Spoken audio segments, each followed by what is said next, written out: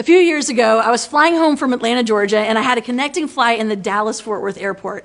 And that night, Dallas had these crazy storms. And so when we got to Dallas, we ran to our connecting flight. We tried to get on, and they said, hey, the flight's been canceled because of the storm. And so all of us who were trying to get home got in line to try to figure out if we could find a flight out later on that night. And by the time we got to the front of the line, we asked, like, hey, we'll take any flight. We just want to get home tonight. And they said, we're so sorry, you're out of luck. We're grounding all flights for the rest of the night. You'll have to come back tomorrow. And I just remember, like, in that moment, just feeling so defeated, so helpless, like stuck where I don't want to be. And as I walked away, this guy came up to me who was also trying to get home. And he came up to me and he asked me this question. He said, is there any hope? And I looked at him with so much confidence.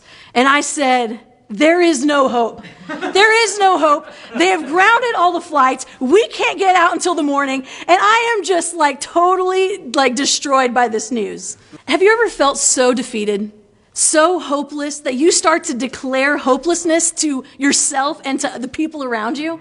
I mean, I think that we've all been in seasons where we find ourselves thinking, man, I'm in a storm and I cannot get out and I feel stuck and I feel trapped and I don't know where to go from here. I don't know where hope has gone. Right now, our world is experiencing a storm that has brought us all to our knees.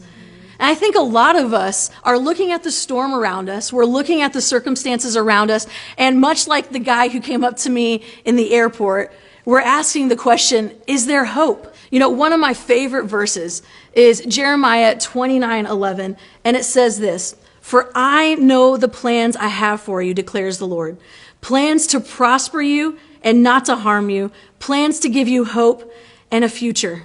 You know, when I remember this promise, hope starts to well up inside of me. It starts to grow inside of me, and not because I totally understand the plan, and not because the storm is gone. It actually wells up inside of me because of the first three words in this verse. For I know. You know, it doesn't say, for you'll know. You see, we don't have hope today because we know the plans. We have hope today because we know the God who knows the plans. You know, the providence of God gives me hope, even in the worst of situations. I believe this, that God is in our tomorrow, and he is making pre-moves today to rescue you. These are moves that we can't know today, and moves that we won't even recognize tomorrow or in the next few weeks or the next few months, maybe even the next few years. But let me guarantee you this, that we serve a God who is absolutely still at work, and he knows the plans that he has for you. He knows the plans that he has for me. He knows the plans that he has for America and for the world. This is what our God is doing. So is everything okay? No, not really. But is there hope? Absolutely. Thanks for watching 3 at 3. We'll see you again tomorrow.